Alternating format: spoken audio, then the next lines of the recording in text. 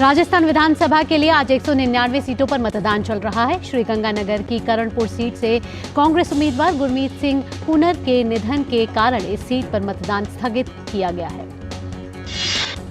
5 करोड़ 25 लाख से ज्यादा मतदाता 1863 उम्मीदवारों की किस्मत का फैसला कर रहे हैं, जिसमें 2 करोड़ 73 लाख से ज्यादा पुरुष और 2 करोड़ 51 लाख से ज्यादा महिला मतदाता हैं। 624 ट्रांसजेंडर मतदाता हैं। इस बार 22.73 लाख मतदाता पहली बार वोट कर रहे हैं। निष्पक्ष और शांतिपूर्ण मतदान के लिए कुल 52,139 मतदान केंद्र बनाए गए हैं। निष्पक्ष और शांतिपूर्ण मतदान के लिए निर्वाचन आयोग ने पुख्ता इंतजाम किए हैं। चुनाव आयोग ने 80 वर्ष से अधिक आयु के वरिष्ठ नागरिकों और 40% से अधिक दिव्यांग श्रेणी के विशेष योग्यजन मतदाताओं के लिए प्रदेश में पहली बार विधानसभा आम चुनावों में होम वोटिंग की पहल की है। राज्य के 199 विधानसभा क्षेत्रों में पुलिसकर्मी, होमगार्ड्स और अर्धसैनिक बलों की 700 कंपनियों तैनात की गई हैं, जिसमें राजस्थान पुलिस और होमगार्ड के 1 करोड़ 2 लाख से ज्यादा जवान शामिल हैं। प्रधानमंत्री नरेंद्र मोदी ने राजस्थान के मतदाताओं से अधिक संख्या में मतदान करने के लिए अपील की है। उन्होंने एक्स पर अपने संदेश में सभी मतदाताओं से अधिक संख्या में अपने मताधिकार का प्रयोग कर वोटिंग का नया रिकॉर्ड बनाने का निवेदन किया है। प्रधानमंत्री मोदी आज बेंगलुरु में हिंदुस्तान एरोनॉटिक्स की साइट का दौरा करेंगे। प्रधानमंत्री दौरे के दौरान तेजस जेट सहित वहां पर मौजूद तमाम मैन्युफैक्चरिंग फैसिलिटी की समीक्षा करेंगे और निर्माण कार्यों का जायजा भी लेंगे। उत्तरकाशी में सिलक्यारा सुरंग में फंसे 41 मजदूरों का बचाव अभियान सुचारू रूप से चल रहा है। आज बचाव अभियान का 14वां दिन है। अभी तक बचाव दल करीब 45 से 46 मीटर अंदर सुरंग तक पहुंच चुका है। हालांकि कुछ बाधाओं के कारण बचाव अभियान प्रभावित भी हो रहा है। फंसे हुए श्रमिकों के लिए पाइपलाइन के जरिए भोजन, फल, पानी और दवाएं सुरंग में भेजी जा रही हैं। उन्हें मानसिक तौर पर मजबूत रखने के लिए उनसे लगातार संपर्क साधा जा रहा है। जब श्रमिक बाहर आ जाएंगे तो उन्हें बेहतर मेडिकल सुविधाएं देने की भी पूरी तैयारी की गई है। उन्हें ऋषिकेश में एम्स ले जाने के लिए पर्याप्त संख्या में एम्बुलेंस तैयार रखी गई है। गंभीर स्थिति में पाए जाने पर श्रमिकों को एयरलिफ्ट करके अस्पताल पहुंचाया जाएगा। इन सबके बीच खुद प्रधानमंत्री नरेंद्र मोदी राहत और बचाव कार्यों पर नजर रख रहे हैं। उनकी रोज मुख्यमंत्री पुष्कर सिंह धामी से फोन पर बातचीत हो रही है। मुख्यमंत्री पुष्कर सिंह धामी का कहना है कि बचाव अभियान अंतिम चरण में है। राष्ट्रीय आपदा प्रबंधन प्राधिकरण ने बताया है कि रेस्क्यू ऑपरेशन में आने वाली अड़चनों को दूर कर लिया गया है। प्राधिकरण के सदस्य लेफ्टिनेंट जनरल सैयद अता हसनैन ने कहा है कि ग्राउंड पेनिट्रेटिंग रडार के उपयोग से पता चला है कि रास्ते में अगले 5 मीटर तक कोई बाधा नहीं है। तेलंगाना में विधानसभा चुनाव के लिए प्रचार जोरों पर है। प्रधानमंत्री नरेंद्र मोदी आज तेलंगाना के कामारेड्डी और महेश्वरम में चुनावी जनसभा करेंगे। गृह मंत्री अमित शाह आज नालागोंडा और हैदराबाद में रोड शो करेंगे। नागर कुर्नूल के कोलापुर और सांगारेड्डी के पतनचेरू में जनसभा को संबोधित करेंगे। भाजपा अध्यक्ष जेपी नड्डा सूर्यापेट में हजूर नगर में चुनावी जनसभा को संबोधित करेंगे। इसके अलावा वे हैदराबाद के सिकंदराबाद और मुर्शिदाबाद में रोड शो करेंगे। तेलंगाना में कल भी पार्टियों ने धुआंधार प्रचार किया। केंद्रीय गृह मंत्री और बीजेपी के वरिष्ठ नेता अमित शाह ने निजामाबाद में विशाल जनसभा को संबोधित किया। भाजपा नेता अमित शाह ने रैली को संबोधित करते हुए केसीआर, एआईएमआईएम और कांग्रेस तीनों को परिवारवादी पार्टियां बताते हुए कहा कि भाजपा ही तेलंगाना के लोगों की पार्टी है। अमित शाह ने कांग्रेस और केसीआर पर भ्रष्टाचार का आरोप लगाते हुए कहा कि दोनों पार्टियां मंत्री बनाने के लिए पैसा लेती हैं। साथ ही उन्होंने केसीआर सरकार को हटाने की जनता से अपील की। भाजपा के वरिष्ठ नेता राजनाथ सिंह ने हैदराबाद में चुनावी रैली को संबोधित किया। राजनाथ ने कहा कि भ्रष्टाचार को लेकर अटल बिहारी वाजपेयी और नरेंद्र मोदी के नेतृत्व की सरकार पर कोई उंगली नहीं उठा सकता। कांग्रेस महासचिव प्रियंका गांधी ने तेलंगाना के पालकुर्ती में जनता को संबोधित किया। इस मौके पर उन्होंने तेलंगाना सरकार पर निशाना साधते हुए कहा कि तेलंगाना में बेरोजगारी चरम पर है। विदेश मंत्री डॉक्टर एस जयशंकर ने ऑस्ट्रेलिया इंडिया लीडरशिप डायलॉग के 6वें संस्करण को वर्चुअली संबोधित किया। विदेश मंत्री ने अपने संबोधन में भारत और ऑस्ट्रेलिया के बीच संबंध को और मजबूत करने पर जोर दिया। विदेश मंत्री ने कहा कि हमारी मजबूत साझेदारी समुद्र तल से लेकर अंतरिक्ष तक फैली हुई है, जिसमें रक्षा, सुरक्षा, साइबर प्रौद्योगिकी, व्यापार, विज्ञान और तकनीक और लोगों से लोगों के बीच संबंध जैसी संभावित क्षेत्र शामिल हैं। सूचना प्रौद्योगिकी राज्य मंत्री राजीव चंद्रशेखर ने कल नई दिल्ली में डीप फेक और सूचना प्रौद्योगिकी नियमों के अनुपालन के संबंध में डिजिटल कंपनियों के साथ डिजिटल इंडिया संवाद का आयोजन किया। उन्होंने डीप फेक जैसी चुनौतियों का मुकाबला करने के लिए डिजिटल कंपनियों की सामूहिक प्रतिबद्धता के महत्व पर जोर दिया। शांति अभियानों में महत्वपूर्ण प्रशिक्षण प्रदान करने के लिए 16 देशों के सैनिकों के लिए 6 से 24 नवंबर के बीच प्री डिप्लॉयमेंट कोर्स का आयोजन किया गया। इस आयोजन का उद्देश्य विकास के लिए एक मंच तैयार करना और अधिकारियों के बीच कौशल नेतृत्व और परिचालन प्रभावशीलता को बढ़ाना है। संयुक्त सैन्य अभ्यास सूर्य किरण के 17वें संस्करण में भाग लेने के लिए 334 कर्मियों वाले नेपाल सेना की टुकड़ी भारत पहुंची है। यह अभ्यास 24 नवंबर से 7 दिसंबर तक उत्तराखंड के पिथौरागढ़ में आयोजित किया जाएगा। उपराष्ट्रपति जगदीप धनखड़ गुजरात की राजधानी गांधीनगर में वैश्विक पेशेवर लेखाकार सम्मेलन में शामिल हुए। इस मौके पर उपराष्ट्रपति ने भारतीय सनदी लेखाकार संस्थान कार्यक्रम को संबोधित किया। भाजपा के राष्ट्रीय अध्यक्ष जेपी नड्डा ने दिल्ली भाजपा के नेता एवं एनडीएमसी के सदस्य कुलजीत सिंह चहल को नमो ऐप का राष्ट्रीय संयोजक नियुक्त किया है। महागठबंधन सरकार की ओर से बिहार को विशेष राज्य का दर्जा देने की मांग पर प्रतिक्रिया देते हुए राज्यसभा सांसद और भाजपा नेता सुशील कुमार मोदी ने कहा है कि केंद्र सरकार बिहार को विशेष राज्य के एवज में अतिरिक्त धनराशि देती रही है। महाराष्ट्र के नांदेड़ के किनवट तालुका में विकसित भारत संकल्प यात्रा गांव-गांव तक जा रही है। इस यात्रा के दौरान लोग सरकार की लाभकारी योजनाओं और नीतियों को लेकर जागरूक हो रहे हैं। उत्तर प्रदेश के देवरिया के बेतालपुर विकासखंड में विकसित भारत संकल्प यात्रा का शुभारंभ हुआ।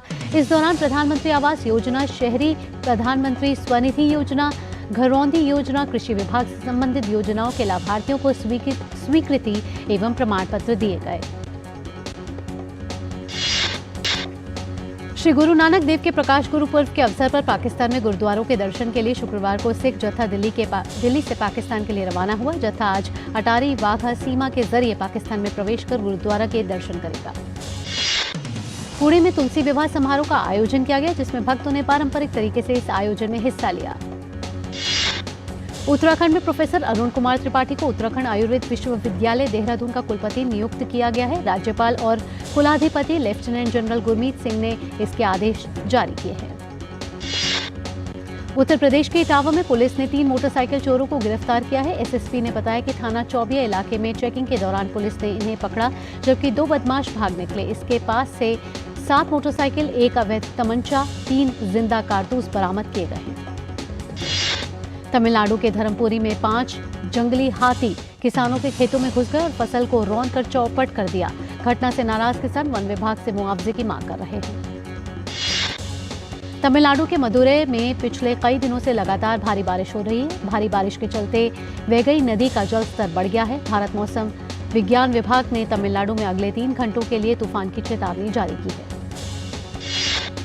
उपराज्यपाल मनोज सिन्हा ने जम्मू विश्वविद्यालय में सिंथेटिक एथलेटिक ट्रैक का उद्घाटन किया। साथ ही 67वें राष्ट्रीय स्कूल खेल प्रतियोगिता के समापन समारोह में हिस्सा लिया। कश्मीर में कड़ाके की ठंड हो रही है। जम्मू कश्मीर की ग्रीष्मकालीन राजधानी श्रीनगर में पिछली रात न्यूनतम तापमान 0.9 डिग्री सेल्सियस दर्ज किया गया। मौसम विभाग ने घाटी में कुछ जगहों पर हल्की बारिश या बर्फबारी की संभावना जताई है। श्रीनगर में शीतलहर का प्रकोप लगातार बढ़ता जा रहा है। कोहरे की वजह से विजिबिलिटी काफी कम हो गई है। पर्यटक और स्थानीय लोगों को सुबह और शाम ज्यादा परेशानी हो रही है। दिल्ली के जैतपुर इलाके में निर्माणाधीन मकान की दीवार गिरने से 2 बच्चों की मौके पर मौत हो गई और जबकि एक गंभीर रूप से घायल है, जिसे अस्पताल में भर्ती कराया गया है। पुलिस ने बताया कि जब दीवार गिरी तब तीनों बच्चे वहां से गुजर रहे थे और दीवार की चपेट में आ गए। वित्त मंत्री निर्मला सीतारमण आज केरल के अंटीगल में विभिन्न बुनियादी ढांचागत क्षेत्रों के विकास के लिए केंद्र की योजनाओं की वित्तीय सहायता जारी करेंगे। कार्यक्रम में विदेश और संसदीय कार्य राज्य मंत्री वी मुरलीधरन भी शामिल होंगे। इस अवसर पर मुद्रा, स्टैंडअप इंडिया, पीएम स्वनिधि, प्रधानमंत्री रोजगार गारंटी योजना जैसे विभिन्न केंद्रीय योजनाओं के अंतर्गत पंजीकृत 1.5 लाख से अधिक लाभार्थी खातों में लगभग 6,015 करोड़ रुपए वितरित किए जाएंगे। वित्त मंत्री एसबीआई की कैश वैन और एटीएम वैन को भी रवाना करेगी। केरल ग्रामीण बैंक के 5 बैंकिंग संवाददाताओं को माइक्रो एटीएम सौंपे जाएंगे। राज्य बैंकिंग समिति के नेतृत्व में कैनरा बैंक और इंडियन ओवरसीज बैंक के कार्यक्रम में नाबार्ड, सिडबी और विभिन्न बैंकों के प्रतिनिधि शामिल होंगे। अंतर्राष्ट्रीय चीनी संगठन ने अपनी 63वीं परिषद बैठक में घोषणा की कि भारत वर्ष 2024 के लिए संगठन का अध्यक्ष होगा। इस संगठन का मुख्यालय लंदन में है। वैश्विक चीनी क्षेत्र का नेतृत्व करना देश के लिए एक बड़ी उपलब्धि है और इस क्षेत्र में देश के बढ़ते कद को दर्शाता है। ये राष्ट्रीय गोपाल रत्न पुरस्कार 26 नवंबर 2023 को राष्ट्रीय दुग्ध दिवस समारोह 2023 के अवसर पर प्रदान किए जाएंगे। ऑनलाइन आवेदन पोर्टल के माध्यम से आवेदन मंगाए गए हैं। कुल 1770 आवेदन प्राप्त हुए हैं। भारतीय रिजर्व बैंक ने सर्वाधिक क्षेत्र में बैंक ऑफ बड़ौदा पर लार्ज कॉमन एक्सपोजर के केंद्रीय भंडार के निर्माण से संबंधित कुछ निर्देशों के उल्लंघन के लिए जुर्माना लगाया है। इसके साथ ही सिटी बैंक और इंडियन ओवरसीज बैंक पर कुल 10.34 करोड़ रुपए का जुर्माना लगाया गया है। केंद्रीय वित्त मंत्री निर्मला सीतारमण ने यहां आयकर विभाग के नवनिर्मित भवन का उद्घाटन किया। इस मौके पर उन्होंने कहा कि आयकर कार्यालयों में प्रभावशाली और खूबसूरत ढंग से तैयार किया गया कार्य परिवेश होना चाहिए। भारतीय शेयर बाजार में इस हफ्ते खुले 5 कंपनियों के प्रारंभिक पब्लिक ऑफरिंग को खुदरा निवेशकों के दम पर जबरदस्त सब्सक्रिप्शन मिला है। ये कंपनियां बाजार में 7,377 करोड़ रुपए जुटाने उतरी थी। इसके बदले इनको 2.59 लाख करोड़ रुपए से ज्यादा के आवेदन मिले हैं। केंद्रीय कृषि एवं किसान कल्याण मंत्री नरेंद्र सिंह तोमर की अध्यक्षता में कृषि भवन में फसलों के संबंध में समीक्षा बैठक का आयोजन किया गया। इस दौरान बताया गया कि इस वर्ष गेहूं में करीब 60% क्षेत्र को जलवायु अनुकूलित किस्मों के आच्छादित करने का लक्ष्य रखा गया है। इसमें किस्मों के उत्पादन में स्थिरता लाने में सहजता होगी। कृषि और प्रसंस्कृत खाद्य उत्पाद विकास प्राधिकरण ने निर्यात सुविधा प्रदाता के रूप में महत्वपूर्ण भूमिका निभाई और राष्ट्रीय काजू दिवस पर बांग्लादेश, कतर, मलेशिया और अमेरिका के लिए अपने काजू निर्यात को झंडी दिखाकर रवाना किया। बांग्लादेश को ओडिशा से काजू की अब तक की पहली खेप प्राप्त होगी। कोटे डी आइवर के बाद भारत 15% से अधिक की हिस्सेदारी के साथ काजू का दूसरा बड़ा उत्पादक और निर्यातक है। इसके बाद विश्व के काजू निर्यात में वियतनाम का स्थान है। भारत के शीर्ष निर्यात गंतव्य संयुक्त अरब अमीरात, नीदरलैंड, जापान और सऊदी अरब है। ग्रामीण विकास मंत्रालय और कृषि एवं विकास कल्याण मंत्रालय ने प्राकृतिक खेती को बढ़ावा देने के लिए संयुक्त रूप से कृषि सखी प्रशिक्षण कार्यक्रम शुरू किया है। यह कार्यक्रम दीनदयाल अंत्योदय योजना राष्ट्रीय ग्रामीण आजीविका मिशन के तहत शुरू किया गया है।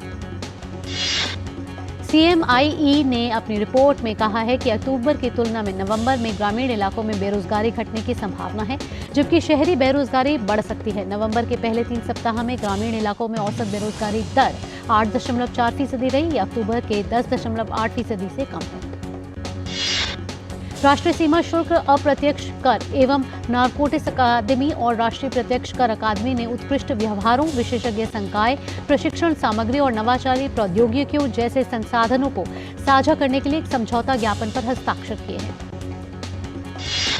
बंधन बैंक ने 3 साल के लिए अपने प्रबंध निदेशक और मुख्य कार्यपालक अधिकारी के रूप में चंद्रशेखर घोष की पुनः नियुक्ति को मंजूरी दी है। सूचना प्रौद्योगिकी और इलेक्ट्रॉनिक्स राज्य मंत्री राजीव चंद्रशेखर ने कहा है कि सुरक्षा और विश्वास के नजरिए से इंटरनेट और प्रौद्योगिकी का सावधानीपूर्वक नियमन नहीं होने पर यह उपयोगकर्ताओं को नुकसान पहुंचा सकती है।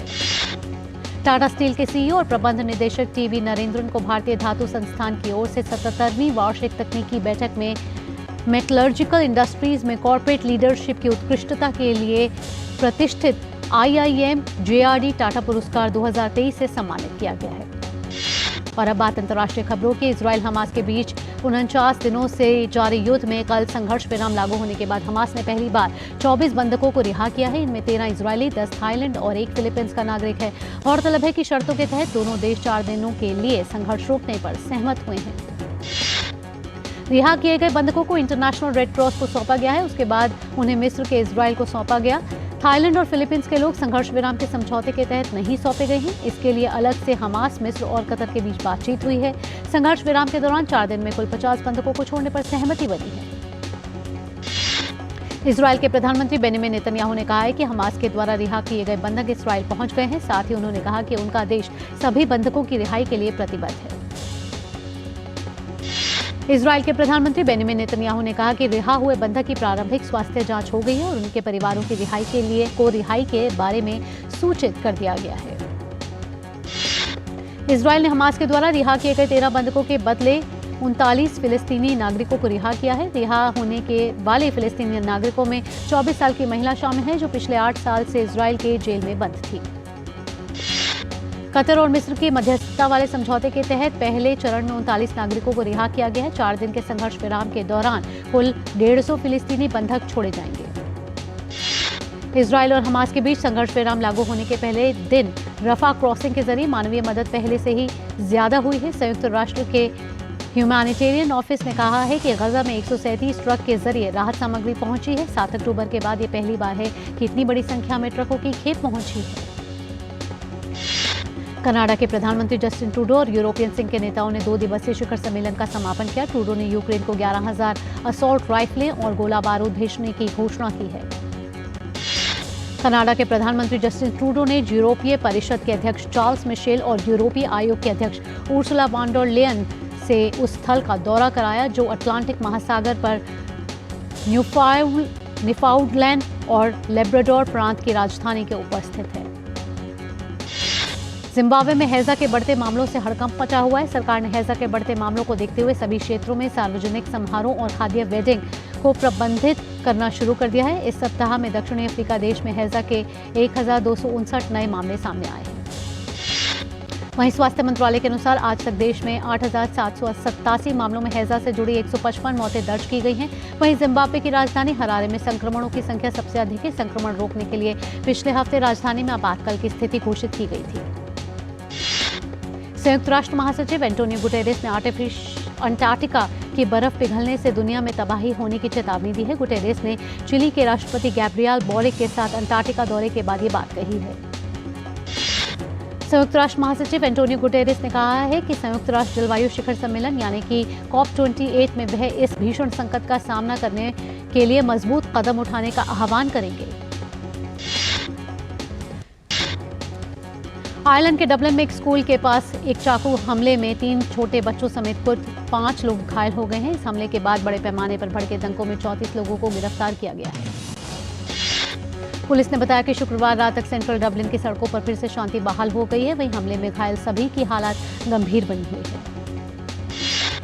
आयरलैंड के प्रधानमंत्री लियो वराडकर ने इस हिंसा को डबलिन को शर्मसार करने वाला बताया। उन्होंने कहा कि इस हिंसा ने आयरलैंड को शर्मसार किया है। नीदरलैंड के आम चुनाव में धुर दक्षिणपंथी पार्टी की जीत के बाद जगह जगह पर विरोध प्रदर्शन हो रहे हैं। नीदरलैंड की राजधानी एम्स्टरडैम में लोगों ने विरोध प्रदर्शन करते हुए चुनाव परिणामों पर आश्चर्य और गुस्सा व्यक्त किया। मुस्लिम संगठन सरकार ने अपने अधिकारों को लेकर चिंतित है। वाइल्डर्स की इस जीत ने यूरोपीय राजनीति में तनाव ला दिया है। यूक्रेन के राष्ट्रपति वोलोडिमिर ज़ेलेंस्की ने कहा है कि यूक्रेन को विदेश में 3 प्रमुख जीत हासिल करने की जरूरत है।